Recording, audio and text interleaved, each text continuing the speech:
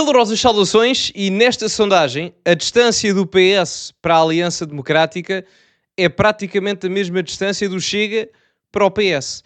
Mesmo assim, ainda não está tão perto como o vosso dedo está do botão do like deste vídeo. Portanto, aproveitem esse fator de proximidade geográfica e metam like neste vídeo e subscrevam o canal para chegarmos aos 70 mil subscritores antes do dia 18 de maio. É complicado, mas vamos lá tentar. Portanto, partilhem e subscrevam também o canal. Código Sousa10 na Prozis para 10% de desconto no segundo link da descrição. Ora, nova sondagem para a RTP e Universidade Católica, onde o PSD rompe o empate técnico. Vamos agora ver as percentagens dos partidos em questão e depois vamos ver o número de deputados eleitos, as maiorias possíveis a nível parlamentar e depois disso vamos ver o número de deputados que cada partido elege por distrito em Portugal. Portanto, sem mais demoras, vamos começar. A divulgação de uma sondagem da Universidade Católica para a RTP, Antena 1 e Jornal Público.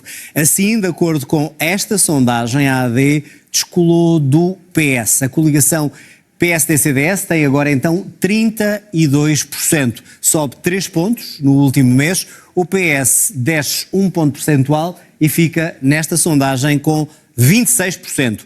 Se há um mês o cenário era de empate técnico entre os dois, agora esta sondagem revela uma vitória da coligação da PSD-CDS. No terceiro lugar está o Chega, com 19%, mais 2 pontos do que na última sondagem, que, recordo, foi realizada em março. A menos de 3 semanas das eleições de 18 de maio, temos ainda 15% de indecisos. Bom, vamos ver o resto da reportagem, porque ainda faltam as restantes percentagens, mas relativamente a estas 3 primeiras, o que é que surpreende aqui? Não me surpreende muito a AD, nem me surpreende o Chega. O que me surpreende um pouco é o Partido Socialista, porque parece que não conseguiu capitalizar com os debates.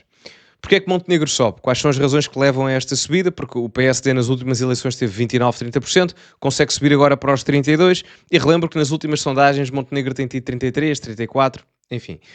Razões para isso. A principal, e eu diria que a grande razão, é que o caso Spinum Viva já desvaneceu no tempo. Já praticamente ninguém fala da Spinum Viva.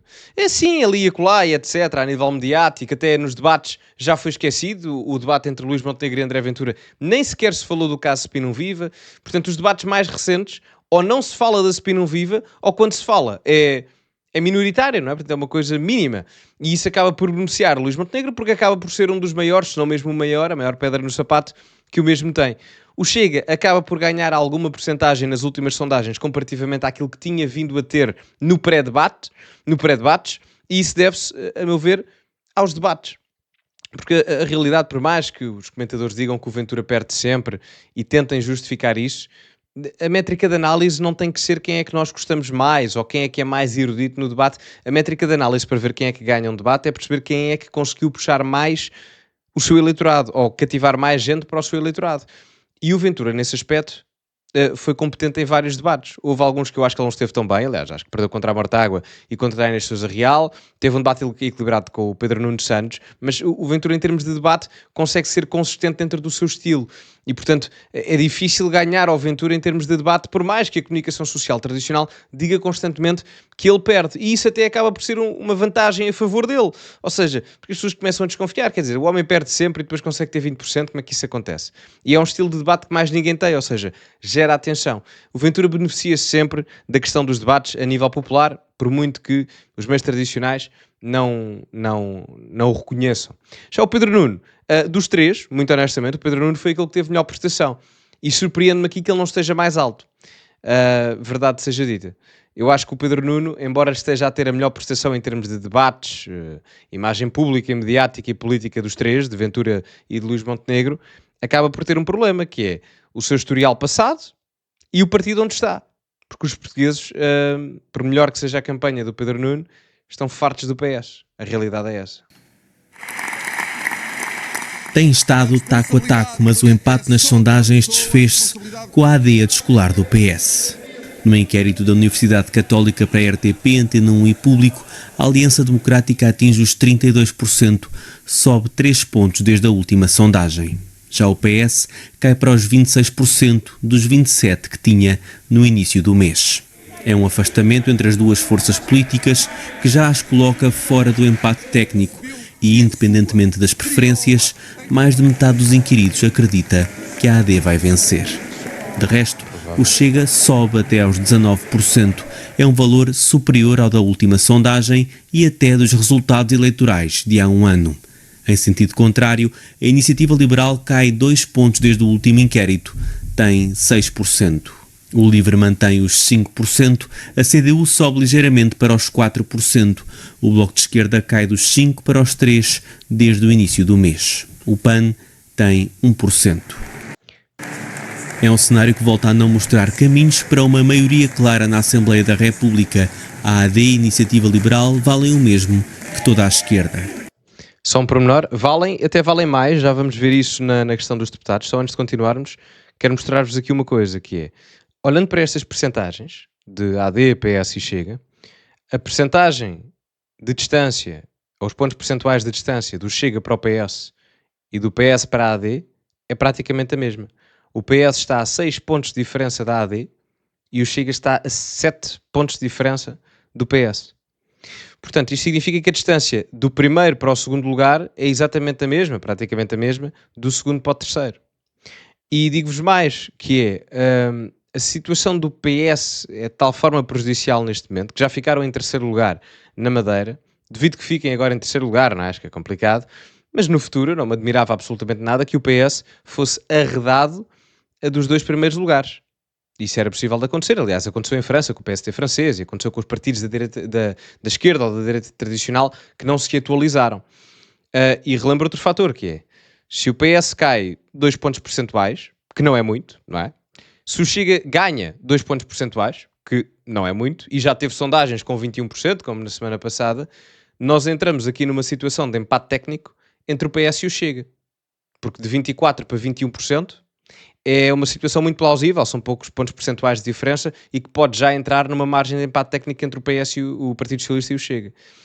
Portanto, isto mais do que ser bom para o Chega, que é, não é? Mas é a percentagem normal do Chega, o Chega teve 18%, está com 19%, portanto é dentro do range normal do Chega.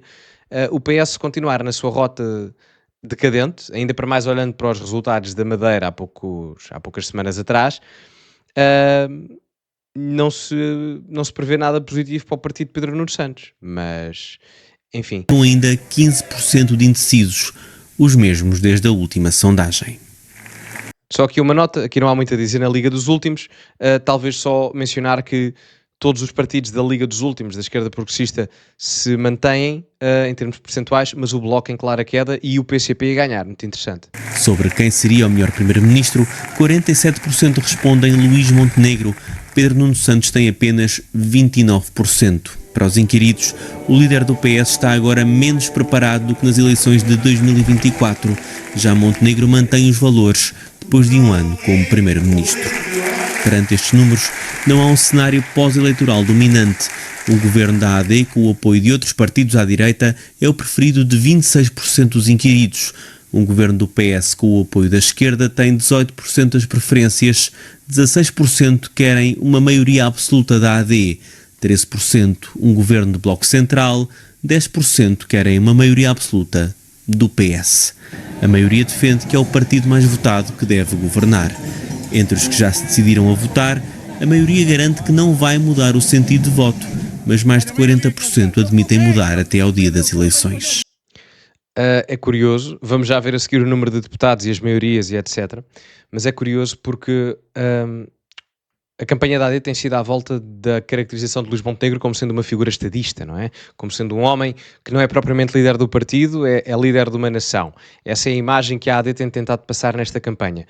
Do ponto de vista, as sondagens valem o que valem, não é? Mas, eu tinha dito que isto ocorre muito bem, ocorre muito mal a Luís Montenegro em termos de estratégia de campanha. Mas olhando para estas percentagens, isto não é uma questão de empate técnico, estamos a falar de 18 pontos percentuais.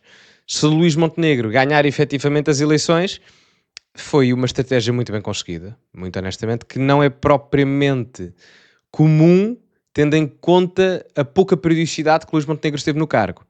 Portanto, vamos ver. Pedro Nuno Santos tem-se comportado, em momentos parece estadista, mas não consegue largar a veia de líder partidário. E, portanto, acho que esta questão do estadismo de Luís Montenegro e etc., em termos de campanha, o tem beneficiado. Pelo menos as sondagens ditam isso. Eu acho que o vai beneficiar, mas posso estar enganado e as sondagens, como vos disse, valem o que valem.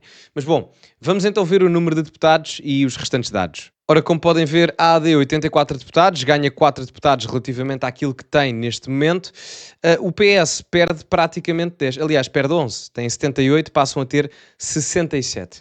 É uma diferença significativa, atenção. Portanto, o PS, para verem bem, relativamente ao último governo de António Costa, perde quase 50% dos seus deputados. Nesta sondagem, não é? O António Costa tinha 120 deputados quando teve a maioria absoluta em 2022. Agora falamos de uma sondagem em 2025 onde o PS tem 67. É uma perda de quase 50%. Portanto, o PS está numa situação muito similar àquilo que aconteceu a outros partidos de centro-esquerda na Europa, tradicionais, que acabaram por ter uma falência ideológica de representativa parlamentar, e também de centro-direita. Isso também aconteceu em França, por exemplo, é o exemplo mais paradigmático, quer ao centro-esquerda, quer ao centro-direita.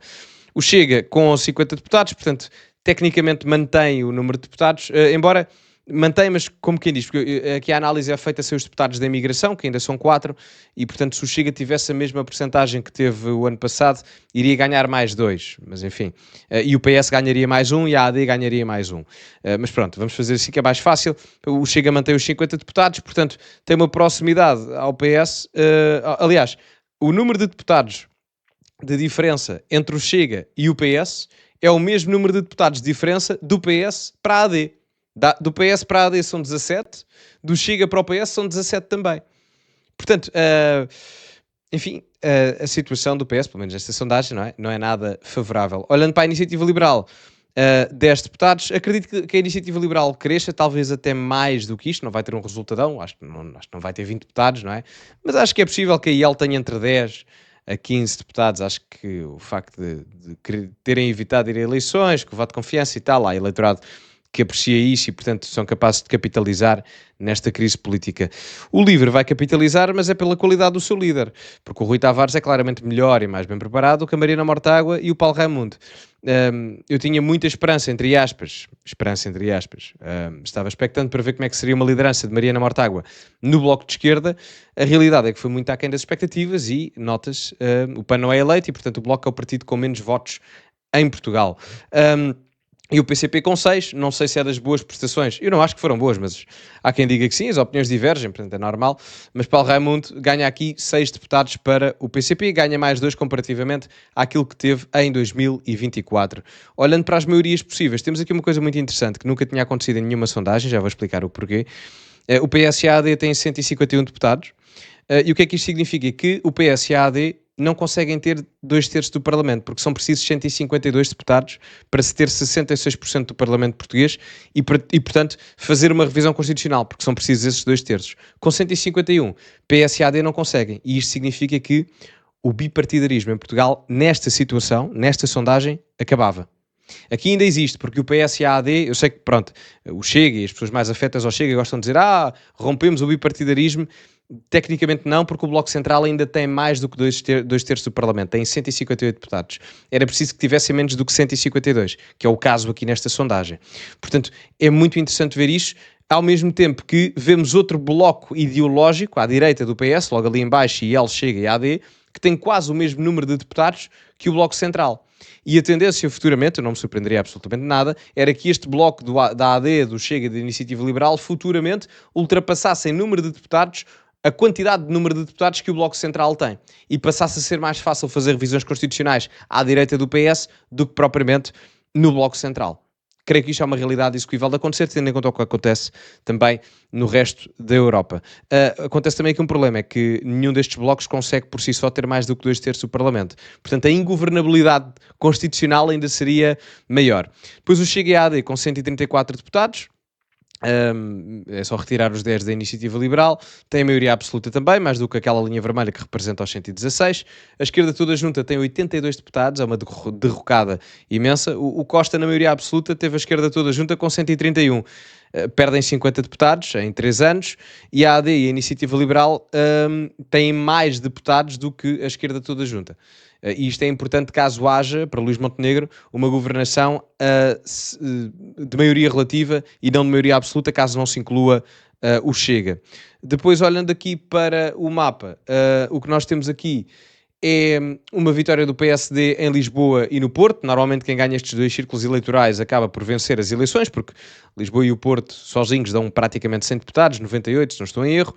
O PSD limpa o norte inteiro, a zona do Cavaquistão, ali em Bragança, Vila Real, Viseu, Guarda, Viana do Castelo, portanto vence os distritos todos a norte. Creio que vence também Coimbra, que às vezes ali é dúbio entre o PS e o PSD, só não vence Castelo Branco, creio eu, exatamente, que às vezes é ali meia dúvida também, mas mais favorável ao PS historicamente. Depois no sul do país a situação altera-se, abaixo de Lisboa o PS começa a ganhar círculos eleitorais, o que é normal, e acontece também um dado curioso, é que o Chega consegue ter por eminência eleitoral a ser a segunda força política no sul do país, e é talvez das primeiras vezes em que isto acontece, em que o PSD também ganha, o Chega também ganha, mesmo assim não há aqui uma derrocada grande do PSD a Sul. Ou seja, normalmente o que acontece é que quando o Chega cresce nas sondagens, ou tem 50 deputados ou mais, nas sondagens que lhes são mais favoráveis ao Chega, normalmente acontece uma grande queda do PSD a Sul, que não se vê propriamente nesta sondagem. O que é que eu quero dizer com isto? O PSD está claramente atrás do Chega, é a terceira força política no sul do país, mas não é uma derrocada enorme. Por exemplo, o Chega está em primeiro no Algarve, mas o PSD elege 3 deputados também.